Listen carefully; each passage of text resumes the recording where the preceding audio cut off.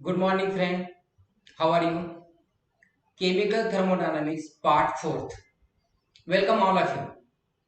दोस्तों आज के पार्ट में हम देखेंगे थर्मोकेमिस्ट्री।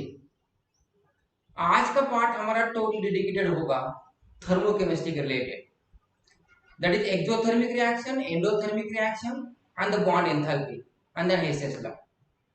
तो सबसे पहले स्टार्ट करते हैं दोस्तों enthalpy of chemical reaction. Enthalpy of chemical reactions यानी कि the difference between the sum of enthalpies of the product and the reactant with each substance in the definite physical state and their amount in moles being represented by the coefficient in the balance equation of the reaction। यानी कि enthalpy of reaction का meaning इस तरह से आ रहा है दोस्तों कि it is a difference between the all the product enthalpy minus the summation of all the enthalpy of the reactant in a given condition। अब जब हम एंथैल्पी की बात करेंगे तो एक मैंने जनरल रिएक्शन आपके सामने लिखी है, यानी कि A plus B is can be to the C plus D, और हर एक का अपना कोएफिशिएंट है, यानी कि A का कोएफिशिएंट A है, B का कोएफिशिएंट स्मॉल b है, ये सिमिलर है तो प्रोडक्ट क्या होना चाहिए C और D। तो डेल्टा H जो हम लोग लिख सकते हैं दोस्तों इस तरह से, यानी so in this way the enthalpy of chemical reaction, that is the difference between the sum of enthalpies of the product and the reactant। अब केमिकल रिएक्शंस की एंथैल्पी के बाद हमारे पास दो तरह की रिएक्शंस आती है दोस्तों, एक होती है एक्सोथर्मिक रिएक्शन, एक होती है endothermic reaction. So let us start exothermic reaction. हम लोगों ने देखा एक्सोथर्मिक रिएक्शन मतलब heat release from the reaction, यानी कि जिस किसी रिएक्शन में अगर हीट रिलीज हो रही होगी उसे एक्सोथर्मिक रिएक्शन कहा जाता है। And suppose heat can be absorbed in the reaction, this reaction is called the endothermic reaction. So equation आप लोगों को मालूम है कि delta H is equal to delta H product minus delta H react. अब अगर हमने देखा यहाँ पे सपोज एक ग्राफ मैंने आपके सामने रखा है दोस्तों, रिएक्ट के अंदर हम लोगों ने देखा है कि अगर रिएक्टेंट हमारा हायर लेवल में, अगर आप उस राइट साइड में देख रहे हो कि रिएक्टेंट का हायर लेवल में और after the completion of the reaction जब प्रोडक्ट बन रहा है तो प्रोडक्ट की जो एनर्जी जो एंथैल्पी वो लोअर स्टेट में, यहाँ पे डेल्टा H जो प्रोडक्ट होता है वो less than delta H of reactant, and therefore the system must be the negative। And wherever the delta H is negative, we can say that heat released from the reaction and this reaction is called exothermic reaction। The best example मैंने आपके सामने रखा है KClO3, it can make KCl plus 3O2। This is the best example of -78 आप लोगों के पास figure आती है किलो जूल्स के अंदर पर मोल्स में, इसको कहा जाता है एक्सोथर्मिक रिएक्शन। शॉर्टली हम लोग देखेंगे कि whenever the delta H of product is less than delta H of the reactant, definitely delta H of a reaction is negative and heat released from the reaction, and such a reaction is called exothermic reaction। अब reaction का second type अपने पास है, that is called endothermic reaction. अब endothermic reaction में हम लोग देखेंगे कि heat is absorbed the reaction and this reaction is called endothermic reaction। अब हम लोगों ने देखा है delta H is equal to delta H of product minus delta H of reactant. मैंने ग्राफ रखा, यहाँ पे देखो जो रिएक्टेंट है वो लोअर स्टेट में, यानी कि उसका एंथैल्पी लोअर स्टेट में, और जब रिएक्शन कंप्लीट हो जाएगी तब जाके जो प्रोडक्ट होगा उसकी एनर्जी हायर लेवल में, यानी कि some energy must be absorb, and therefore यहाँ पे हम लोग देख सकते हैं कि जो प्रोडक्ट की जो एंथैल्पीज है वो हायर है as compare to the reactants, and definitely हम लोग यहाँ पे बोल सकते हैं the enthalpy of the product is higher than enthalpy of the reactant, so therefore delta H of reaction is always positive, and whenever the delta H is positive the reaction is endothermic reaction। Best example आपके सामने, suppose N2 plus O2, so burning of nitrogen it can give the NO2, so that is that delta H is equal to 66.4 kilojoules per mole, ये positive में आता है। So whenever delta H is positive, enthalpy of reaction is positive, reaction is endothermic, it is absorb the reaction, this reaction is called endothermic reaction, and when heat is evolved from the reaction, this reaction is called exothermic reaction। Exothermic reactions के लिए delta H negative होता है दोस्तों, और endothermic reactions के लिए delta H positive होता है। ये दोनों भी डिफरेंट टाइप मैंने आपके सामने रखी है। अब इस दोनों के डिफिनेशंस को और एक बार इस डायग्राम के द्वारा बहुत अच्छी तरह से हम लोग समझ लेंगे। लेफ्ट साइड में हम लोगों ने डायग्राम रखी है दोस्तों, ये जो पूरी डायग्राम आप लोग देख रहे हो this is called exothermic reaction, और जो राइट साइड में जो डायग्राम आप लोग देख रहे हो this is called endothermic reaction. अब एक्सोथर्मिक रिएक्शन में यहाँ पे आप लोगों ने देखा होगा कि जो रिएक्टेंट है वो हायर लेवल पे, और रिएक्शन के कंप्लीशन के बाद जो प्रोडक्ट आ रहा है वो लोअर लेवल पे है। Is that clear? यानी कि the reactant and the product दोनों में डिफरेंस है।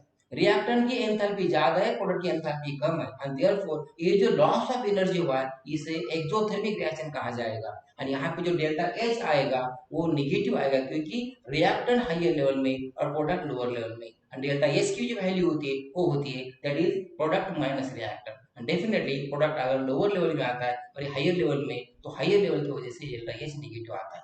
So whenever the delta H is negative, this is called exothermic reaction. Right side में आप लोगों ने देखा कि एंडोथर्मिक रिएक्शन, जहां का रिएक्टेंट लोअर स्टेट में और जो प्रोडक्ट है वो हायर लेवल में। इसका मतलब जब रिएक्शन कंप्लीट हो जाएंगे, some energy can be absorb and therefore delta H जो होगा वो पॉजिटिव होगा, and in that particular case the reaction is called endothermic reaction. Okay, so इस तरह से हमने दोनों रिएक्शन आपके सामने रखी है। अब थर्मोडायनामिक स्टैंडर्ड स्टेट एक ऐसा वर्ड है जिसे हमें बहुत अच्छी तरह से एक बार समझ लें। दोस्तों, अगर थर्मोडायनामिक स्टैंडर्ड स्टेट ऐसा वर्ड अगर हम लोग नावे तो हम लोग ने एसटीपी एनपी में बहुत बार वर्ड पढ़ा है, normal temperature pressure, standard temperature pressure. But thermodynamic standard condition है फिक्स है। अब उस कंडीशन को एक बार आप अच्छी तरह से दिमाग में रख लो दोस्तों। This condition must be having pressure is 1 बार, यानी उस रिएक्शन का जो प्रेशर होगा वो 1 बार होगा।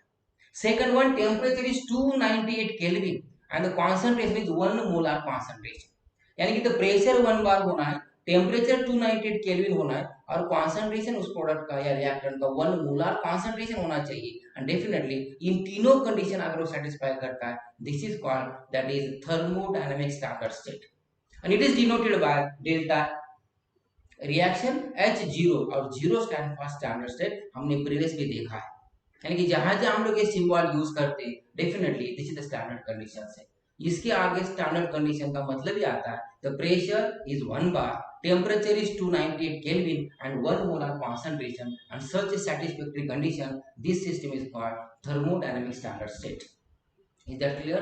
अब दोस्तों, अगर ये कंडीशन हमारे साथ क्लियर है तो स्टैंडर्ड एंथैल्पी ऑफ रिएक्शन को डिफाइन करेंगे। अभी तक हम लोगों ने रिएक्शन ऑफ एंथैल्पी जनरल बोला था, अब स्टैंडर्ड का मतलब आता है the enthalpy change accompanying the reaction when the reactant and the product involve are in their standard state. यानी कि अगर हमने एंथैल्पी ऑफ स्टैंडर्ड कंडीशंस अगर प्रूव करना है, that is standard enthalpy of reaction अगर हमें डिफाइन करना है, तो डेफिनेशन के अंदर वो स्टैंडर्ड स्टेट वर्ड आना बहुत जरूरी है।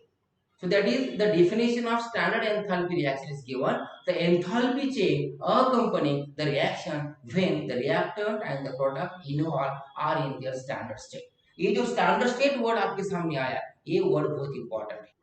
तो standard enthalpy of formation को define करेंगे। The standard enthalpy of formation of a compound is enthalpy change accompanying a reaction in which 1 mole of pure compound in its standard state is formed from its element in their standard state। यानी कि element से जो compound बन रहा है वो 1 मोल बनना चाहिए, एलिमेंट भी स्टैंडर्ड स्टेट में है और प्रोडक्ट भी स्टैंडर्ड स्टेट में। इस कंडीशंस को स्टैंडर्ड एंथैल्पी ऑफ फॉर्मेशन कहा जाता है। Is that clear? अगर H2 प्लस O2 हम लोग देख रहे, सभी की कंडीशन अगर सेटिस्फैक्टरी है, यानी कि pressure, temperature, concentration, then such example is called by that standard enthalpy of formation, जिसे डेल्टा R H यानी कि डेल्टा FH0 कहा जाता है। F stand for the formation। Is that clear? Formation के बाद हम लोग देख सकते हैं दोस्तों standard enthalpy of combustion, delta CH0 जिसे कहा जाता है। The standard enthalpy of combustion of a substance is the standard enthalpy change accompanying a reaction in which 1 mole of substance in its standard state is completely oxidized। completely burn बोलना या completely oxidized बोलना, both are the same। यानी कि अगर कोई 1 mole of compound completely oxidized हो रहा है, completely burn हो रहा है, उन स्टैंडर्ड स्टेट अगर कंडीशन सेटिस्फाई है तो उसे standard enthalpy of combustion delta CH0 कहा जाता है। In both the cases, all the elemental form in either standard state। Okay? अब थर्मोकेमिकल इक्वेशन देखो, थर्मोकेमिकल इक्वेशंस के लिए कुछ कंडीशंस हैं। एक तो वो इक्वेशन जो होगा वो बैलेंस होना चाहिए, जिस तरह से हमारी केमिकल रिएक्शंस बैलेंस होती है तो वेल बैलेंस इक्वेशन हमारे सामने होना चाहिए। ये सबसे पहली condition. Second one, enthalpy change is given on the right side of appropriate side, यानी कि अगर मानो मुझे रिएक्शन लिख दी और रिएक्शंस के आगे मुझे उसका एंथैल्पी लिखना है, और वो भी अप्रोप्रिएट साइन के साथ, यानी कि अगर उसका पॉजिटिव है नेगेटिव है एक्टोथर्मिक एंडोथर्मिक सब कुछ हम लोग क्लियर कर सकते हैं। तो सेकंड पॉइंट क्लियर होगा, एक तो रिएक्शंस बैलेंस होना चाहिए, second point enthalpy right side में हमें लिखना है with appropriate value and their sign. Third one, the physical state of reactant and the product is always given. हर रिएक्टेंट का प्रोडक्ट का हमें फिजिकल स्टेट भी डिफाइन करना है, जिस तरह से कि हम लोगों ने देख सकते हैं अगर यस लेटर यूज किया है तो सॉलिड स्टेट में है, if use the L letter it is in liquid state, if you word use gas यानी कि जी उसको यूज करेंगे गैस स्टेट के लिए, and if you use the aqueous यानी कि सॉल्यूशन फॉर्म में वाटर सॉल्यूशन में तो उसे ए क्यू लिखा जाता है। So every physical state reactant and product की हमें दिखना है। नेक्स्ट वन, अब डेल्टा एच जो होता है यानी कि रिएक्टेंट का एंड प्रोडक्ट का, अगर हम लोगों ने इस रिएक्शन को रिवर्स किया है यानी कि delta H zero for the reverse reaction equals in the magnitude and opposite in the sign. यानी कि मानो एक रिएक्शन का डेल्टा एच हमारे पास में है, अगर हमने उसको रिवर्स रिएक्शन लिखा है तो डेल्टा एच की वैल्यू तो वही रहेगी पर उसका साइन रिवर्स हो जाएगा। यानी कि मानो ए प्लस बी होके डी बन रहा है और उसका जो एंथैल्पी है वो मानो 100 है किलो जूल्स में, वो प्लस में, तो अगर मानो हमने रिवर्स रिएक्शन लिखी है D is equal to A plus B हो रहा है तो डेफिनेटली उसका जो 100 होगा वैल्यू वही रहेगी मगर वो माइनस 100 होगा। यानी कि if reaction is reverse then the delta H standard state के अंदर वो भी सेम मैग्नीट्यूड का होगा पर उसका साइन रिवर्स हो जाएगा, पॉजिटिव का नेगेटिव और नेगेटिव का तो पॉजिटिव। Is that clear? अब और एक कंडीशन आपके सामने, number of moles of solve the substances in equation are multiplied or divided by a certain numerical factor। जिस तरह से न्यूमेरिकल फैक्टर में हम लोग इक्वल साइन के अपोजिट और सेम साइड में मल्टीप्लाई डिवाइड कर सकते हैं, रिएक्शन में भी थर्मोकेमिकल रिएक्शंस में भी हम लोग किसी भी इक्वेशंस को रिएक्टेंट और प्रोडक्ट को सेम न्यूमेरिकल फैक्टर से मल्टीप्लाई डिवाइड कर सकते हैं। But condition should be that जिस फैक्टर से हमने मल्टीप्लाई डिवाइड किया है उसी फैक्टर से सेम नंबर में हमें उस एंथैल्पी के मैग्नीट्यूड को भी मल्टीप्लाई डिवाइड करना है। सो मैंने रिएक्शन को 2 से मल्टीप्लाई किया तो रिएक्टेंट को 2 को मल्टीप्लाई करेंगे, प्रोडक्ट को 2 को मल्टीप्लाई करेंगे और जो वैल्यूज उसकी एंथैल्पी है उसे भी 2 से मल्टीप्लाई करना पड़ेगा। यानी कि the number of moles of all the substances in the equation are multiply और divided by a certain numerical factor and this corresponding delta H need to be multiply और divided by the same factor से। ये अपना last का point C. Is that clear? अब thermochemical suppose CH4 plus O2 it can be CO2 plus H2O। यानी कि उस reaction में आप लोगों ने देखा है कि CH4 ब्रैकेट में हम लोगों ने गैस देखा, मतलब CH4 की कंडीशन गैस स्टेट में, उसके आगे हम लोगों ने O2 लिखा, O2 in the gas state, वो भी इट कैन बी यूज, वो CO2 हमें बना रहा है वो भी गैस स्टेट में और H2O वो भी लिक्विड में। यानी कि हमने रिएक्शंस को पहले बैलेंस किया, सेकंड वन बैलेंस के साथ में उसकी पूरी फिजिकल कंडीशंस लिख दी, वो लिक्विड में है, गैस में है, सॉलिड में है। राइट साइड में हम लोगों ने उसका स्टैंडर्ड डेल्टा एच लिखा है, सो डेल्टा एच जीरो हम लोगों ने लिखा है इक्वल टू -890 किलो जूल। यानी उस रिएक्शंस की डेल्टा एच राइट साइड में दिखाई देती है और वो है -896 एप्रोप्रिएट साइन और मैग्नीट्यूड के साथ में। And this is the best example of thermochemical equation. अब इस इक्वेशन में हम लोगों ने एक्सप्रेशन दे सकते हो दोस्तों, this equation signifies that 1 mole of gases methane and 2 moles of gaseous oxygen. In your standard conditions, it can be used 1 mole of carbon dioxide and 2 moles of liquid water. Okay, and the standard state of enthalpy change is given by -890 kilojoules. यानी ये सब कुछ हमें उस equation से मालूम होता है। And this type of the equation is called the thermochemical equation. Okay, अब सिंपली एक प्रॉब्लम को हम आपके सामने रख देते हैं। प्रॉब्लम इस तरह से आ रहा है कि calculate the standard enthalpy of reaction. एक रिएक्शन मैंने आपके सामने रखी है और उसका हमें एंथैल्पी निकालना है, वो भी स्टैंडर्ड कंडीशन में। और रिएक्शन आपके ही है, जैसे कि डेल्टा एच CO2 दिया है, डेल्टा एच ऑफ H2O दिया है ना, डेल्टा एच ऑफ C2H2 दिया वगैरह। आप देखेंगे इसको हम लोग सॉल्व कैसा करेंगे। हमें ये तो पता है कि डेल्टा एच की जो वैल्यू होती है वो sum of enthalpies of the product minus sum of enthalpies of reactants होती है। अब जितनी भी डाटा आप लोगों के पास दी वाली है, जिस तरह से प्रोडक्ट में कौन कौन है CO2 और H2O, तो हम लोग लिख देंगे that is the summation of enthalpy of CO2 plus enthalpy of H2O minus लिखेंगे एंथैल्पी ऑफ C2H प्लस लिख देंगे एंथैल्पी ऑफ ऑक्सीजन। और इस तरह से डाटा पुट करने के बाद अगर हमारे पास उसका समेशन फैक्टर आ जाता है तो finally we can say by that this enthalpy of reaction is given by that 3119 kilo joules. Okay, is that clear? अब देखो दोस्तों, एक प्रॉब्लम और आपके सामने रख देते। Estimate the standard enthalpy of combustion of CH4 gas if delta H दिया है CH4 का 74.8 किलो जूल्स माइनस में। इसी तरह से सब कुछ डाटा आप लोगों के सामने दिए वाले, पर हमें पूछा है estimate standard enthalpy of combustion of CH4। अब आप लोगों को मालूम है कि एंथैल्पी ऑफ कंबशन का हमें इक्वेशन बनाना पड़ेगा। CH4 कंबशन हो रहा है, मतलब ऑक्सीजन के साथ तो रिएक्ट हो रहा है। सो रिएक्शन लिख दी CH4 plus O2, it can B give CO2 plus H2O liquid. Reaction को पहले बैलेंस कर देंगे। अब इस रिएक्शंस को बैलेंस करने के बाद हमें निकालना है इस रिएक्शंस का डेल्टा H यानी कि कंबशन कितना है। तो वही हमारे पास फार्मूला है, delta H of the combustion of reaction is equal to summation of the product minus summation of reactor. तो प्रोडक्ट में मेरे पास में CO2 प्लस वाटर है और रिएक्टर में मेरे पास में CH4 प्लस O2। तो सबकी डाटा अगर मैंने पुट कर दी इस इक्वेशंस के अंदर, ओके, तो डेफिनेटली जो समेशन पार्ट हमारे पास आएगा वो हमने आता है कि that is delta H C H आ जाता है -890.3 किलो जूल्स।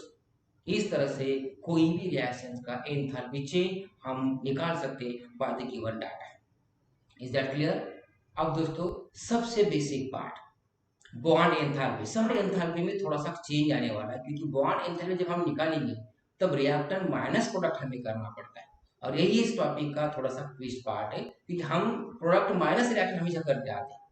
तो पहले स्टार्ट करेंगे दोस्तों कि what is the bond enthalpy. किसी भी बॉन्ड को, यानी कि जो भी केमिकल बॉन्ड दो आइटम्स के बीच में बैठा है, उसको ब्रेक करने के लिए जो एनर्जी हमें लगती है उसे बॉन्ड एंथैल्पी कहा जाता है। अब देखो दोस्तों, बॉन्ड एंथैल्पी को पहले डिफाइन कर लेंगे। The enthalpy change required to break a particular covalent bond in one mole of gaseous molecule to produce a gaseous atom or radicals is called bond enthalpy। यानी कि कोई भी कंपाउंड्स को अगर गैसेस स्टेट में अगर है तो उसे बॉन्ड ब्रेक करके गैसेस आइटम में कन्वर्ट करना, ये जो एनर्जी हमें लगेगी उसे बॉन्ड एंथैल्पी कहा जाता है।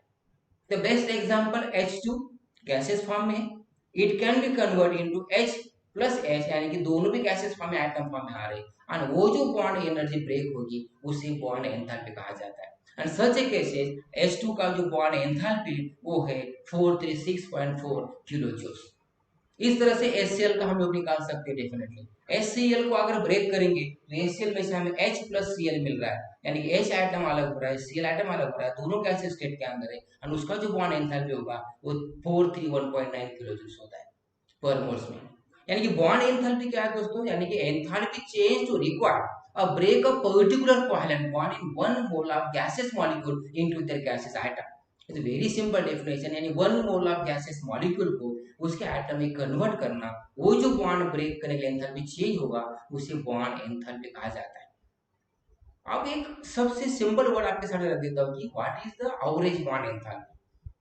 पर्टिकुलरली इन पॉलीएटॉमिक मॉलिक्यूल्स के लिए बात आती है। अब एवरेज बॉन्ड एंथैल्पी का मतलब आता है दैट इज पॉलीएटॉमिक मॉलिक्यूल्स में एक से ज्यादा बॉन्ड प्रेजेंट है, and if more than one bond are the present, then different energy of every bond is can be observed, and at that particular situation the average bond enthalpy can be calculated। so best example मैं आपके सामने रख देता हूँ दोस्तों पर, यानी each covalent bond in the polyatomic molecules having associated with own specific bond enthalpy, यानी कि हर बॉन्ड की अपने आप की खुद की एंथैल्पी है। and for polyatomic molecule the average bond enthalpy of particular bond will be considered। अब इसलिए एक एग्जांपल सामने रखा, सपोज H2O में दो बॉन्ड है, सेंटर में ऑक्सीजन है, लेफ्ट साइड में H है, राइट साइड में H है, सो HO और OH। अब हमने एक बॉन्ड ब्रेक किया, सपोज H2 में एक बॉन्ड ब्रेक होने के बाद में हमें OH प्लस H एटम्स मिला है, तो उसके लिए जो एनर्जी लगी वो है 499 किलो जूल्स। अब दूसरा बॉन्ड ब्रेक करना है OH में से H अलग हो जाएगा, फिर O अलग हो जाएगा, सो OH को ब्रेक करके O एंड H अलग होगा, वो बॉन्ड ब्रेक करने की एनर्जी लगती है यानी कि 4 to 8, यानी कि फर्स्ट हाइड्रोजन को अलग करने के लिए एनर्जी लगती है 499 किलो जूल्स में, और सेकंड OH को ब्रेक करके H को निकालने की एनर्जी लगती है 4 to 8। तो अब हम लोग दोनों H बॉन्ड है, यानी कि OH बॉन्ड है, उनमें से कौन सी बॉन्ड की एनर्जी हम लोग कंसीडर करेंगे एट द पर्टिकुलर कंडीशन, इन दोनों के एडिशन करके हम एवरेज निकालेंगे। सो इन दोनों के एडिशन करके उसका जो फिगर है 9 to 7, यानी कि 9 to 7 बाय हम डिवाइड बाय 2 करेंगे, एंड डेफिनेटली वो जो फिगर हमारे सामने आएगी वो एवरेज बॉन्ड एंथैल्पी होगी उस वाटर मॉलिक्यूल्स की। Is that clear? यानी कि जहां भी पॉलीएटॉमिक मॉलिक्यूल्स हैं वहां पे डिफरेंट बॉन्ड एनर्जी एसोसिएट होती है और उसे अगर हमें निकालना है तो एवरेज बॉन्ड एंथैल्पी निकाली जाती है। और एक बेस्ट एग्जांपल आपके सामने रख दी थी दोस्तों, लिसन CH4 मॉलिक्यूल्स। अब CH4 it can B use 4 steps, यानी कार्बन हाइड्रोजन के अंदर 4 बॉन्ड है और वो 4 बॉन्ड को अगर हमें ब्रेक करते जाना है तो फर्स्ट बॉन्ड के लिए ब्रेक अगर करेंगे तो CH4 में से एक बॉन्ड ब्रेक हो गया तो फर्स्ट बॉन्ड के लिए एनर्जी लगती है 4 to 7। फिर CH3 में से और एक हाइड्रोजन को हमने निकाल दिया सेकंड स्टेप में, उसके लिए एनर्जी लगती है 439। फिर CH2 में से और एक हाइड्रोजन को निकाल दिया तो एनर्जी लगती है 452 और फोर्थ वाले के लिए एनर्जी लगती है 4347। यानी कि एवरी एच एटम्स को निकालने के लिए हमें अलग अलग एनर्जी लगती है। अब इसीलिए हमने क्या किया, चारों बॉन्ड एंथैल्पी के एडिशंस कर दी, वो आती है 165 किलो जूल और 4 बॉन्ड है उसको उसे डिवाइड कर दिया तो एवरेज मिल जाएगा। Therefore average bond enthalpy of the methane molecule is nothing but 416 kilo joule per mole, जिसे एवरेज बॉन्ड एंथैल्पी कहा जाता है। यानी इन सब का सिंपल मीनिंग आपके सामने इस तरह से आता है कि जहां पे पॉलीएटॉमिक मॉलिक्यूल से एक से ज्यादा बॉन्ड अगर प्रेजेंट है एट दैट पर्टिकुलर कंडीशन हमें वहां पे एवरेज बॉन्ड एंथैल्पी निकालना है। ओके, अब आता है enthalpy change of a reaction. Bond enthalpy के टर्म्स में किसी रिएक्शंस की एंथैल्पी हमें निकालना है, बट जब बॉन्ड एंथैल्पी दी जाती है तब एक चेंज ध्यान में रखना है दोस्तों, और वो चेंजेस है कि डेल्टा एच अगर जब निकालना है तो डेल्टा एच ऑफ रिएक्टेंट होना चाहिए माइनस डेल्टा ऑफ प्रोडक्ट है, न कि वो प्रोडक्ट माइनस रिएक्टेंट है। ओके, एग्जांपल आपके सामने H2 plus I2 it can be used to HI। अब हर एक आप अपनी बॉन्ड एनर्जी बॉन्ड एंथैल्पीज है, अब उसे अगर हमें निकालना है तो डेल्टा H जीरो यानी कि enthalpy of reaction is equal to reactant की पहले लेंगे so delta H HH bond यानी कि H डैश H लिखा है plus delta H of I dash I मतलब I I बॉन्ड से एंड माइनस लिखा है डेल्टा H यानी कि 2 से मल्टीप्लाई किया H I बॉन्ड के बारे में। और ये जब हम लोग निकालेंगे तब हमें उस रिएक्शन की एंथैल्पी निकालने आती है। But note here that reactant minus product करना है, ना कि प्रोडक्ट माइनस रिएक्टेंट करना है। Is that clear? अब एक एग्जांपल आपके सामने, calculate the standard enthalpy of, और हर एक आप अपनी बॉन्ड एनर्जी दिए, NH बॉन्ड की एंथैल्पी दिए वाली है, HH बॉन्ड की एंथैल्पी दिए वाली है। ओके, इस तरह से NN बॉन्ड की एंथैल्पी दिए वाली है, यानी कि हर कोई बॉन्ड की एंथैल्पी अगर इंडिविजुअल दी जाती है और अगर हमें उस रिएक्शन की टोटल एंथैल्पी चेंज निकालने में कहा जाता है तो हमारे पास फार्मूला है, यानी कि रिएक्शन हम लोग देखेंगे जिस तरह से कि अपने पास जो कंपाउंड डेल्टा H की जो वैल्यूज आती है वो आती है delta H of reactant minus delta H of the product. तो पहले रिएक्टेंट लेंगे सब, यानी कि कितने बॉन्ड्स है, नाइट्रोजन के अंदर कितने बॉन्ड है, एचएस के कितने बॉन्ड, तो हमें आंसर मिलता है -184 किलो जूल। एंड दिस हमारे पास एक रिएक्शन दी है, सो CH4 plus Cl is equal to CH3Cl plus HCl बन रहा है। अब उस रिएक्शन में हर एक आप अपनी बॉन्ड एनर्जी दिए, CH की बॉन्ड एंथैल्पी दिए, CCl की बॉन्ड एंथैल्पी दिए, इस तरह से HCl की बॉन्ड एंथैल्पी दिए। वही प्रॉब्लम्स है हमारे सामने कि हम आप जब निकालेंगे तो delta H is equal to क्या आएगा, delta H total enthalpy of the reactant minus total enthalpy of the product. जितने भी रिएक्टेंट्स है उसके सबके एंथैल्पी प्लस कीजिए माइनस उसमें से एंथैल्पी ऑफ प्रोडक्ट की कीजिए, और जब हम लोग सबका समेशन करेंगे वैल्यू पुट करेंगे kilojoules per mole, this is nothing but the enthalpy of change of this particular reactions. यानी कि रिएक्टेंट में से प्रोडक्ट को माइनस करना गिवन डाटा से। I think very simple problem, you have to solve it. अब इस टॉपिक का सबसे महत्वपूर्ण बिट आपके सामने है, Hess's laws of constant heat of summation. यानी कि स्टेटमेंट सबसे पहले समझ लो दोस्तों, Hess's laws of constant of summation कहता है overall enthalpy change of the reaction is equal to the sum of enthalpy change of individual steps in the reaction. यानी कि मानो कोई रिएक्शंस ए से लेके बी तक जा रही है, उसे ए से लेके बी तक यानी इनिशियल लेके फाइनल स्टेट तक जो एंथैल्पी चेंज होगा वो एंथैल्पी चेंज अगर वो ए से लेके बी तक मल्टीपल स्टेप में सिर्फ आया होगा तो सबकी एडिशन करेंगे तो भी ए से लेके बी तक जो आंसर आएगा वही उसका आंसर होगा। यानी कि overall enthalpy change of a reaction is equal to the sum of enthalpy change of individual steps in the reaction. यानी कि और एक स्टेप हम लोग समझ लेंगे, that is enthalpy change of a reaction depends upon only the initial state and the final state and not depends upon the path followed by the reaction। यानी कि रिएक्शन कितने भी स्टेप्स होके आ जाए वो इनिशियल और फाइनल स्टेट में जो उसके वैल्यूज होगी वही उसका हीट ऑफ समेशन निकालने का जरिया होगा।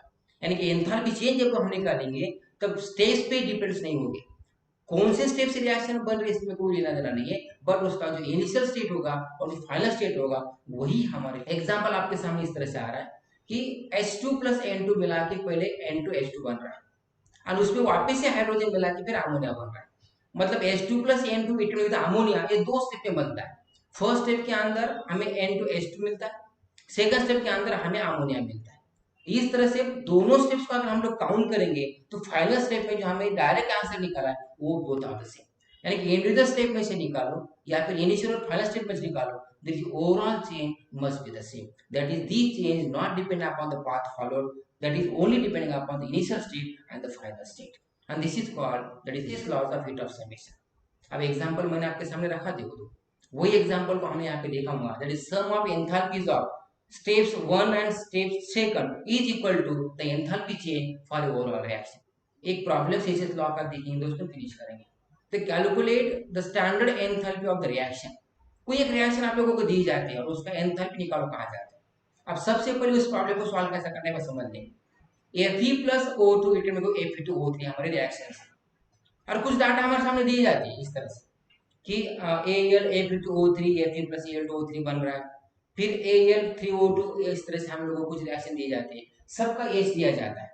अब हमें क्या करना है कि गिवन रिएक्टेंट से, गिवन रिएक्शन से हमारे रिएक्शंस को बनाना है और उसके लिए जो एडिशन सब्सट्रैक्शन करना पड़ेगा वो हम लोग करेंगे और तब जाके हमें एंथैल्पी मिल जाती है। अब देखो क्या किया, reverse the equation first and then add equation number second. यानी कि इन दोनों इक्वेशंस को पहले हम लोग स्टडी करेंगे, हमें राइट साइड में क्या चाहिए, लेफ्ट में क्या चाहिए, ये हम लोग फाइंड करेंगे। और अगर हम लोग क्या किया कि इस रिएक्शन को रिवर्स किया, फिर हमें लेफ्ट साइड में Fe चाहिए था तो फर्स्ट रिएक्शन को रिवर्स किया, बाद में इक्वेशन सेकंड उसके अंदर ऐड किया, दोनों को ऐड करने के बाद में इक्वेशन हमें फाइनल मिलता है जो हमें रिक्वायर्ड चाहिए। तो इसका मतलब इसका जो एंथैल्पी उसको रिवर्स करेंगे, तो डेल्टा ये जो माइनस है 84.7 में उसको प्लस कर देंगे और ये रिएक्शन उसके अंदर ऐड कर देंगे। यानी कि जब हम लोग रिएक्शन रिक्वायर्ड बन जाएंगे तो आंसर आपके सामने आ जाता है। Is that clear? अब और एक equation, calculate the standard enthalpy of reaction SiO2 plus 3 carbon SiC plus 2CO। अब इसके लिए हमें कुछ रिएक्शन चाहिए, रिएक्शन नंबर 1 दिया, रिएक्शन 2 दिया, रिएक्शन 3 दिया। अब इस रिएक्शंस को देखते हुए हमें हमारा रिक्वायर्ड इक्वेशन बनाना है। लेफ्ट में क्या है, राइट में क्या है, क्या एडिशन करना पड़ेगा, इन सबको अगर हमने प्लस माइनस अगर किया है तो रिवर्स द इक्वेशन नंबर 1, हमने पहले इक्वेशन को पहले रिवर्स किया, फिर उसके अंदर क्या किया, यानी all equation first second third can be added and required equation हमें बनाना है। यानी कि जिस तरह से हमें वो रिएक्शन दी जाती है इन सबको एडिशन सब्सट्रैक्शन रिवर्स करते हुए हमें हमारी इक्वेशन बनाना है। और एक बार इक्वेशन जो बनाए, ये जो प्रोसेस हम लोगों ने किए एडिशन सब्सट्रैक्शन मल्टीप्लिकेशन, वो डेल्टा एच के साथ में भी करना है। और इसी तरह से रिएक्शन फर्स्ट को रिवर्स किया तो मतलब डेल्टा एच को भी रिवर्स करेंगे साइन के अंदर, क्योंकि वैल्यू तो वही रहेगी। फिर सबको ऐड अगर किया तो फिर सबको ऐड करेंगे, जो फाइनल आंसर आएगा वो आपके पास डेल्टा एच दिया जाता है उस रिएक्शन के बारे में।